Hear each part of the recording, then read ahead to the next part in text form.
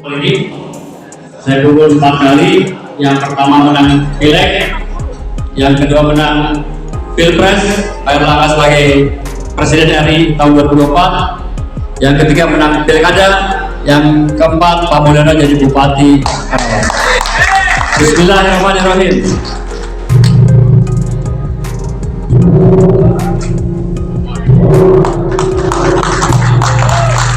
Dengan terdengarnya pukulan gong, maka dibuka sudah pendidikan politik bakal calon fungsionaris Partai Golongan Karya Kabupaten Karawang.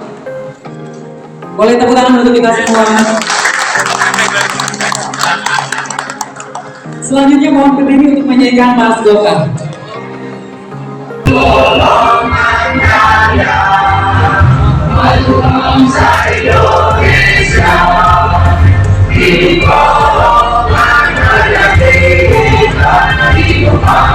Indonesia, maju golongan karya, maju bangsa.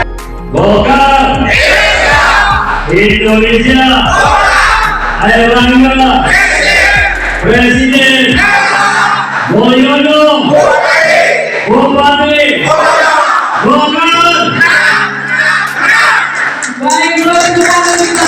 Hari ini Partai Golkar.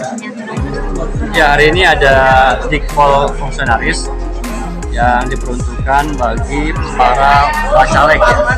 Kalau ini belum caleg, baru caleg dan bakal calon anggota legislatif yang jumlahnya 2 kali dari jumlah kursi yang ada di Kabupaten Karawang.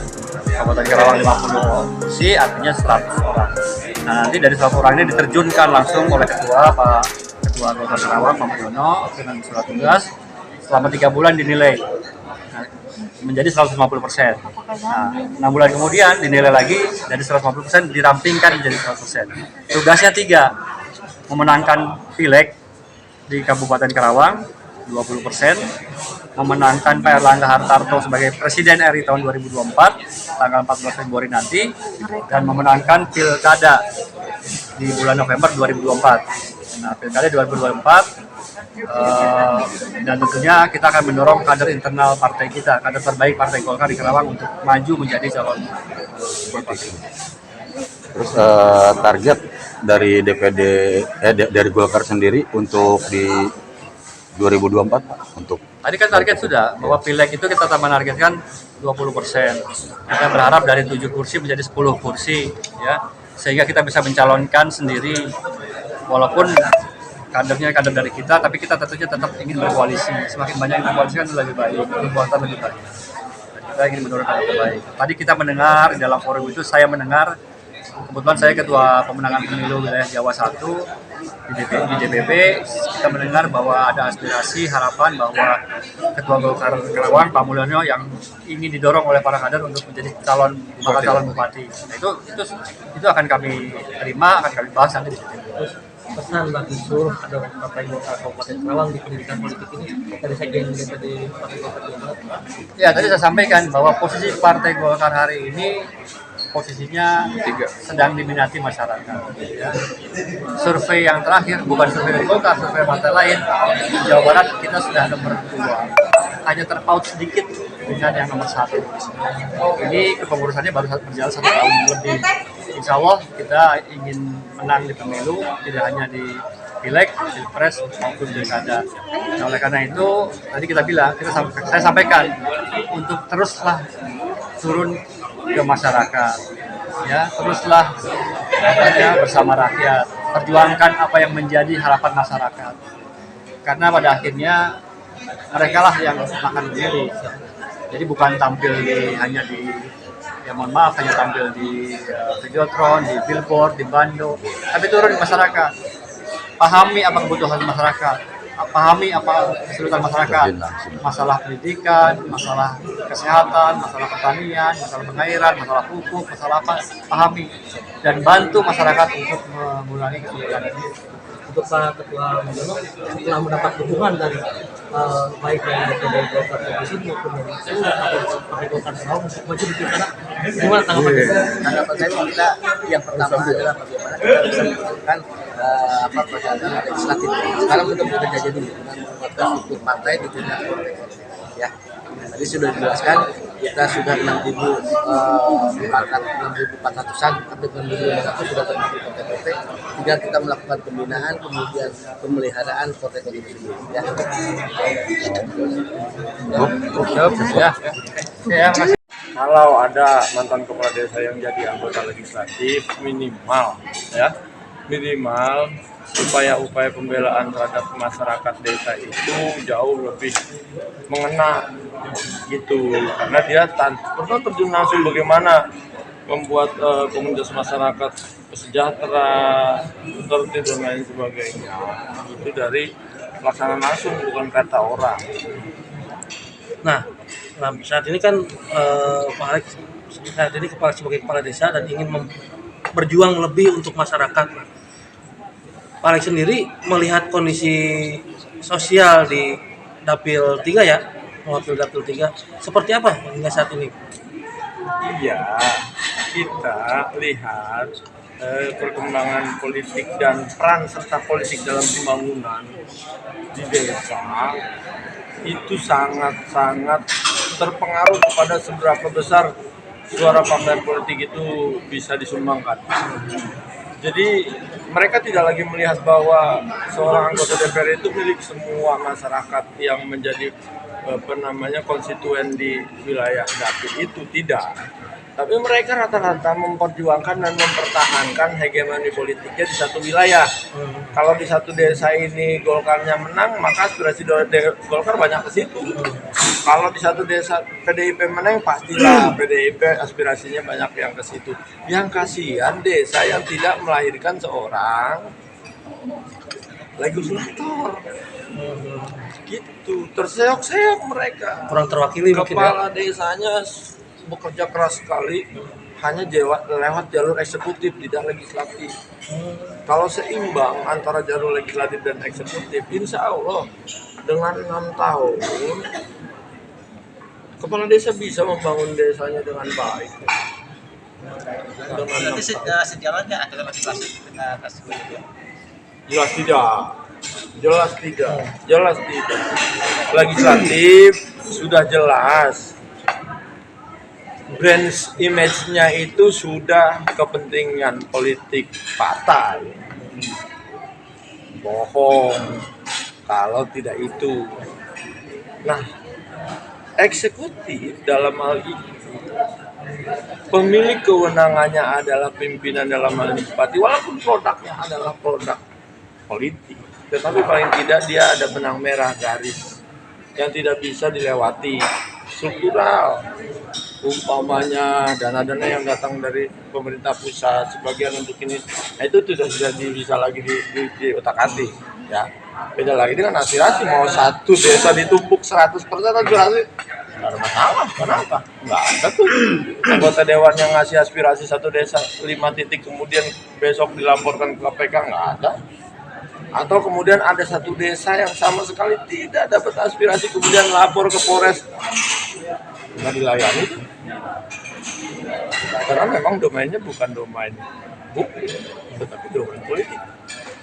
Nah, Pak Alex kembali lagi ke tema pertanyaan awal, Pak Alex.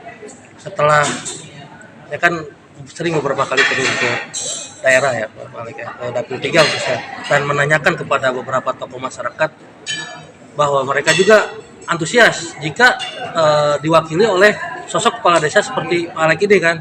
Nah, jika masyarakat menginginkan Pak Alex untuk maju di Pilkada di Pileg 2024, apakah Pak Alex bersedia untuk mencalonkan diri sebagai anggota legislatif? Sebagai seorang anak bangsa lah, terutama saya lahir dari kampung ya, dari desa terpencil, desa saya Mulia, sebuah penghormatan tentunya ya buat saya apabila ada masyarakat yang ingin meminta saya menjadi calon anggota legislatif. Ini sebuah modal yang belum tentu setiap orang punya loh. Iya kan? Ada kita ingin jadi legislator, tetapi masyarakat tidak menghendaki atau tidak mendukung. Itu dia. Nah, kalau apa yang Anda bicarakan, apa yang Anda tanyakan kepada saya, hebat, sebuah prestasi membanggakan. Seorang anak kampung seperti saya yang cuma kepala desa bisa mau dan akan diusung oleh masyarakat secara langsung menjadi calon anggota legislatif. Saya berusaha keras Ini masyarakat untuk mewujudkan itu. sudah antusias Pak Alek betul. Nah, jika Pak Alek mencalonkan diri sebagai anggota legislatif, tadi kan Pak Alek sendiri bilang bahwa pembangunan desa itu tergantung pada sentuhan dari pemerintah daerah. Jangan sampai lurah bekerja sendiri gitu kan. Nah, selain pembangunan infrastruktur, jika Pak Alek mencalonkan diri sebagai anggota legislatif dan mudah-mudahan jadi itu kan. Apa yang ingin diperjuangkan selain infrastruktur? Begini, di kita itu politikus itu ada yang kurang loh. Kurang kongkok, kurang ngobrol. Jadi ngobrolnya itu kalau mau nyalon aja. Begitu setelah selesai nyalon, apalagi dia jadi anggota legislatif, ngobrol udah nggak pernah itu, udah nggak mau. Gampang kok. Seorang anggota legislatif datang ke wilayah, kumpulin pemangku kebijakan daerah, dalam hal ini kepala desa, ketua RT, ngobrol, tinggal ngomong apa yang dia inginkan. Sama seperti kita mau meminta dukungan, Pak dukung saya. Begitu kita jadi anggota legislatif, ngomong Pak bantu saya, kasih masukan apa yang perlu saya bangun. Kalau itu sudah dilaksanakan, jalan itu tiket gitu, jalan itu. Nggak mungkin ada miscommunication, nggak ada misunder, nggak ada itu. Selama ini Pak, selama ini Nggak ada. Mereka itu hanya pura-pura kalau ada reses. Dan reses itu sudah by design loh. By design kok reses itu, ya kan? Dia udah tahu kok yang musuh paling Sanu gua tinggal catat. Enggak, di mana ada reses yang ribut? Artinya akumulatif pertanyaan komunikatif semua dewan dengan konstituennya nggak ada. Mereka hanya bilang Pak saya pengen ini, ya cuma itu kok orang by design, iya kan? Nggak ada. Coba kalau ke pure saja terbuka, undang orang-orang yang punya kompetensi untuk mengajukan sesuatu, undang di satu tempat, hadirkan kepala daerah, ke anggota legislatif, hadirkan. Saya aja kepala desa berapa kali berdebat dengan legislatif, tapi nggak ada artinya tuh. Saya ngomong keras juga, keras di situ doang, besoknya selesai saja, nggak ada masalah. Kenapa emang? Iya kan? Oh itu hak kamu sebagai kepala desa. Yang mau saya dengar ini kok, bukannya Lurah Alek. Yang mau saya dengar itu ini loh, zaman gitu kan. Ini mana? Ngomong apa mana ya mas? Itu biar aja Lurah Alek kenceng-kenceng nggak apa-apa. Kan gitu kan? Iya kan? Nah itu karena tadi kurang komunikatif, kurang ngobrol, kurang kongkol. Budayakan ngobrol dengan masyarakat ketika kita menjadi seorang pejabat. Itu yang besar. Nah, latar belakang Pak Alek sendiri kan selain sebagai orang hukum ya, dari latar belakang Pak Alek sendiri kan sebagai orang politik, sebagai kepala desa saat ini yang menjabat sebagai kepala desa ya. Sebagai orang politik, kita berbicara pendidikan politik, Pak Alek. Ya. Masyarakat kan butuh pendidikan politik dari seorang politisi gitu ya. Ya. Sebagai orang politik, ketika Pak Alek ingin mencalonkan diri sebagai anggota legislatif, pendidikan politik apa dan pesan moral apa yang Pak Alek akan sampaikan kepada masyarakat di saat nanti menjajakan diri? Gini. Yang pertama, kualitas seorang legislator itu terukur oleh sejauh mana, sehebat apa regulasi yang dia buat. Itu dulu. Tolak ukurnya adalah itu. Sejauh mana dia mampu melahirkan regulasi yang betul-betul clear and clean membela masyarakat. Tidak ada regulasi yang ngambang, baik itu dari perspektif yuridis maupun dari perspektif sosial kemasyarakatan. Ya kan? Tadi gampang sekali. Umpamanya untuk kegiatan pembangunan di satu wilayah, kenapa sih kita nggak buat regulasi kalau umpamanya per wilayah itu harus secara merata diberikan aspirasi anggota DPRD kabupaten. Umpamanya minimal satu orang anggota legislatif itu memberi 3 atau 4 titik di satu kecamatan. Sehingga kalau satu dapil ada 5 kecamatan, maka umpamanya satu orang itu punya 10 kalau nilainya 25 aspirasi ya, maka dia bagi rata satu kecamatan itu 5. Ya, ini kan yang terjadi beda. Karena dia jadi dari daerah kecamatan satu, maka kecamatan yang di ujung jangankan memberi aspirasi, masyarakat kenalan juga enggak dia anggota DPR. Karena dia sendiri males ke sana, turun enggak pernah, enggak. Udahlah, selamatkan diri aja lah. Yang penting Daman nyolok gua, besok nyolok lagi, selesai gitu kan. Enggak perlu ngajak-ngajak Azab, enggak perlu ngajak-ngajak Udin, enggak perlu ngajak-ngajak siapa kan gitu kan. Seperti itu, coba kita budayakan upaya pemerataan pembangunan itu dari regulasinya dulu, dari peraturannya dulu. Siapa? Ya legislatif lah, membuat legislator itu kan membuat peraturan, eksekutif itu tinggal melaksanakan. Kalau regulasinya baik, kalau regulasinya representatif, insya Allah lah nggak ada komplain dari masyarakat. Controllingnya jelas ya. Kontrolnya jelas. Ya apalagi kan yang namanya DPRD kan kita juga bingung. Ya controllingnya anggota DPR, yang dikontrolnya anggota DPR juga kan. Hah? Sampai hari ini kan seperti itu kan.